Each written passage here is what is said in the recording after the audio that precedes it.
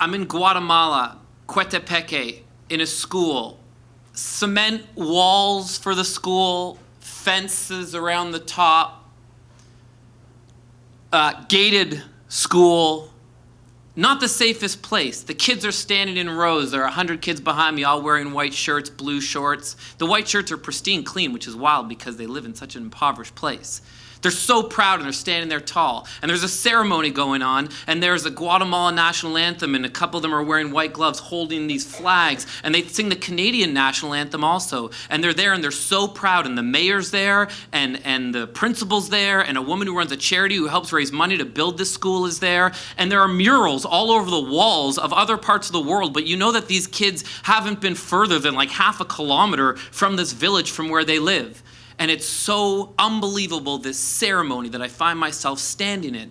And they're honoring a woman from Canada who raises money to build these schools for these junior schools and these high schools in Guatemala for these kids. It's unbelievable where I'm standing.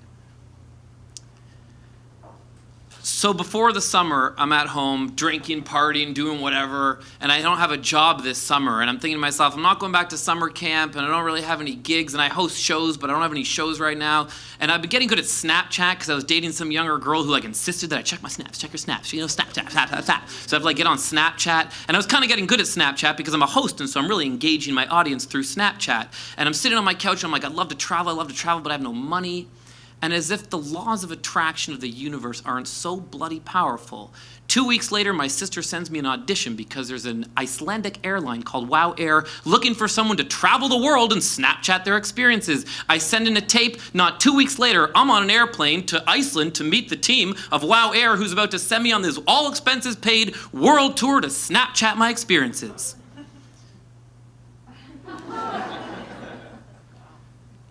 I think to myself, I'm not going to drink. You know, I'm getting 35, and 35 is like, when you drink when you're 35 and you drink a lot, your eyes, you wake up in the morning, you can't 3 days, it's 4 days just ruined your life, you know what I mean? And I'm at that place in my life, so I'm like, you know what, I'm gonna go and I'm gonna travel, and I know I'm going on a trip, and I know I love to drink and party when I go out there, but I'm not gonna drink this time. I'm gonna take this seriously. It's a global opportunity. The world's gonna be watching, all these people in social media. It's for an airline. I'm now the ambassador of an airline. I'm going to all these places all over the world. Amazing. I'm not gonna drink. I'm gonna take this seriously. My first trip is to Barcelona. Barcelona's the best. I get on the plane, I have a thing of wine, I'm there, taste la Rambla. I meet some girls, I'm supposed to go to Switzerland, we're having some drinks, they say we're from London, I go to London, I have just over the night, just switch my flight, I go to London, drink and party, and then I'm in Berlin, and some guys are like, bro, you gotta come party with us, bro, we're gonna go to the bar at 5 a.m. Going to the bar at 5 a.m., going to the bar at 5 a.m., we're up till 8 o'clock in the morning, partying, firing up. I'm in Copenhagen and Stockholm. These places are incredible, if any of you have ever been there, amazing. In Stockholm, I was in their version of the LCBO, and I had a pouch, and I said to the guy who worked there, I said, listen, I'm not stealing this. I just need to make sure that this Mickey fits in my pouch, because that's how much I was loving drinking and partying and just having the best summer. And I was in Morocco, where they don't drink in Morocco, and I'm finding restaurants where I can order triple jacks on the rocks, you know? Best summer ever. I ended up spending $10,000 on top of an all-expenses paid trip because I was drinking. Booking extra nights in hotels because I was too hungover, changing flights, drinking, eating, dinner, on and around, okay? So it's 2.5 months, 3 months of travel, and then I come home, and a woman who I host an event for in Toronto, I'm the live auctioneer. She raises money for this Guatemala Children's Fund, and she calls me up and she goes, Dave, I want to bring you to Guatemala. That's exactly how she speaks. Dave, I'm going to take you to Guatemala. I see your travels and what you've been doing. I want to bring you to Guatemala. You're going to meet the kids. It's going to be amazing. The kids are going to love you. They're going to dance around you. I want you to meet the people you're helping. I said, I have no money. I have no, you know. She said, no, don't worry, I'll pay for the whole thing. I'm like, I can't even afford a soda at this point. She said, don't worry, I'll pay for everything. Just come with me. It's going to be great. So now at the end of my summer, this sort of, in a way, superficial snap travel experience where I'm the ambassador for some airline party my way around Europe and the world, I'm now able to go experience a charity mission, if you will. And I'm really excited about that because I'm thinking to myself, I can actually give back because now I have this worldwide Snap audience, which is crazy, and I can bring them somewhere and show them someone who's doing some good, and we're going to bring them to parts of the world where most people never get a chance to go, and it's going to be incredible. And she brings me to Guatemala, and it's amazing. You ever been to Guatemala? Guatemala is like huge mountains, and we're driving up through the mountains in lush forests, like rainforests and volcanoes in the distance and purple, orange, pink sunsets. It's like the most beautiful place in the world. And I'm thinking to myself, I can't believe my whole summer of traveling, and this is the trip that is so incredible. Guatemala, who would have thought? This is my honeymoon. I'm going to a honeymoon. I kept saying to her, I'm saying it's not a honeymoon. This is where I got my honeymoon. Like, Guatemala, this place is amazing. And it's amazing. And she's bringing me to these, and at night we're staying in these beautiful, amazing, massive hotels that aren't even that expensive, but they're massive and beautiful. And then we're also visiting these kids in these slums during the day.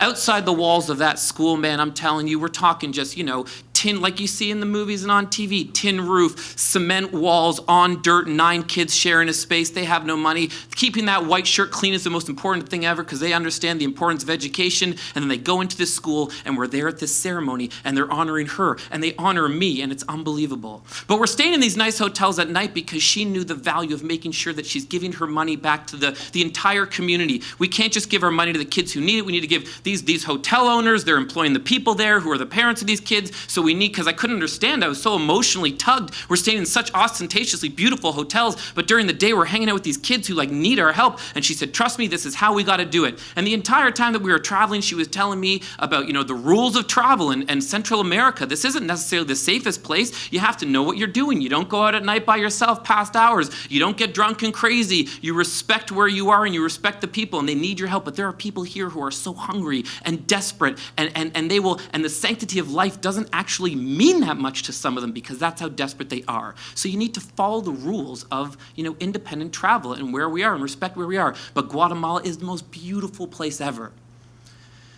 So we're in Atitlan, an old city. The streets there are like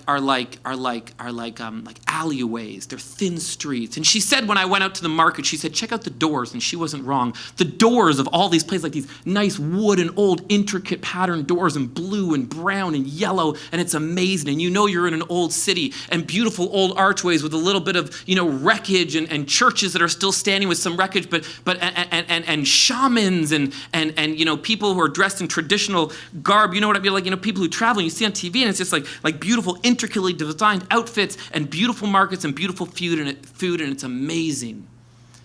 And we're in Atitlan. This is a beautiful place that I said to her, if this is a safe place, this is the nicest place I've ever been in my entire life. And I would recommend to everybody in this room to go there, Atitlan, Guatemala. And it's the last night of our trip. And it's the last night of my 3 months of traveling the world. And we were staying in a hotel at Atitlan, which is like a little city within the city. It's these walls. It's a walled-in ancient city within the city, and they turned it into a hotel. And it's got this huge gate at the front door. And we had this 8-course meal, like beautiful food. Better food than I've almost seen here in Toronto. Just so beautiful and amazing. And we're celebrating. And we just did this amazing charity tour. And we have some wine, and we share a bottle of wine. And at the end of the night, she goes back to her room with her daughter, and I go back into my room. And I think to myself, you know what? This is the last night of such an incredible summer I just had. I just visited 20 countries. I just had the craziest time ever. This is the last night of my trip. I want to go out and I want to, celebrate that. And I was on a charity mission with her, and I hadn't done very much going out and partying at all because I was with her, and this was a really emotional experience. And so I get on Google and I look up, and TripAdvisor tells me that a block away from my hotel is the most popular bar in Atitlan. And I'm at this amazing hotel with security out front, so I figure, I know that the rules are that you have to be safe and whatever, but I'm going to go to the bar and, just have a drink. And I go to the bar, shot of tequila, bottle of beer. People smoke in bars there, smoky bar, small bar, people from all over the world mingling. You know how it is if you travel and you're out there, trying to meet people, stand by someone, hey, how you doing, where are you from, what's going on? I have to use the washroom, so I quickly run back to my hotel. It's only a block away, and it's a much nicer toilet, so I'm that kind of guy. So I go back to the hotel to use the washroom, then I go back to the bar. 12:30 at night, they empty the bar out. Everyone has to leave. And we all mingle for about half an hour, so it's 1 o'clock. And I remember one of the guys, I was walking out, and I was a little bit hazy because I had a few shots of tequila and a beer, and a guy said, "Do you need a taxi?" And I said, "No," because the hotel was just down the street.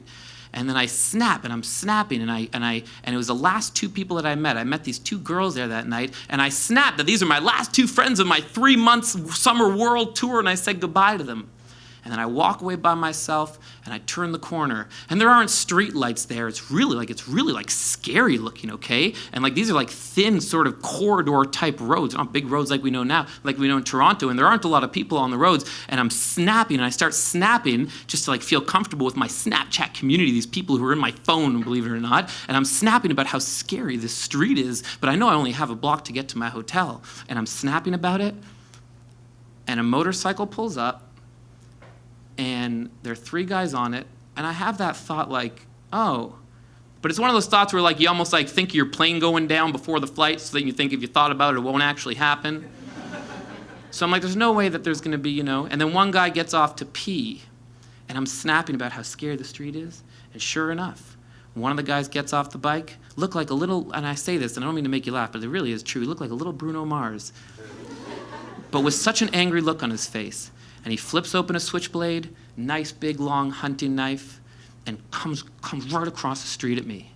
And I throw my phone right away because I'm freaking out, The other guy goes and grabs the phone, and I'm there. And all I've been hearing this woman tell me the whole week is that like people hear the sanctity of life, and people hear angry and tired and hungry. And I'm like freezing. I tense up for a second. I've never been mugged before in my life. I don't know. And it's like a dark corridor. There's no one around. I'm like yelling for help. No one's coming to help me. And I literally in my head, I picture myself getting stabbed. I picture him stabbing because he's sort of like going like this to me, and he's angry, and we can't communicate. And he's like this, and I'm like, anything you want, anything. I'm trying to body language, just whatever you want, you know what I mean? Whatever you want. Go into my paw, and I do this, and money there, like denominations are such that it looks like a lot of money. So I sort of pull. He goes, money, and I pull my thing out, and I give him my money, put it, and he gets back on the bike, and they just drive away.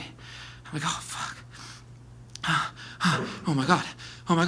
Run back to my hotel. So scared. Run back to my hotel. Knock on this big door. The little guy opens the door. Security looks through the peephole. Lets me in. I try to communicate with him, but he doesn't speak English. And I go back to my room, and I'm sweating. I'm panicking. The last night of my trip, I don't know what to do. I'm going to change all my passwords. I open my book. I change all my passwords to all my things. And I'm thinking that they can like go through my phone and do all this stuff, but they don't speak English. They're not educated well enough to even know virtually how to use this phone. That's the truth about the whole thing. So me changing my passwords was sort of something I didn't realize that I really didn't have to do, but I did anyway. Change my passwords, and I'm there, and I'm in a room, and I'm trembling, and I'm sweating, and I'm sad, and I want to call the front desk, but they can't communicate with me, so I don't have to say and do, and I'm gonna hunt this guy down, and it's the last night of my whole summer.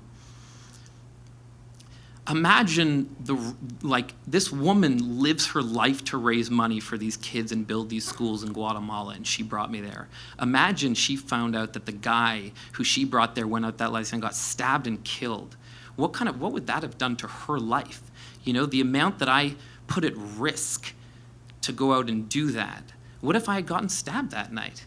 And for a long time afterwards, I was like angry about it because I loved Guatemala so much, and I still do. But I was like mad at, I felt anger, But then I realized that don't be angry at that guy. That guy's just desperate, and he did what he did, and I can't blame him for this amazing country and experience that I just had, And I'm like trembling in my hotel room, and I realized that all this just happened because I needed to have a fucking drink, and I haven't had a sip since. Thank you.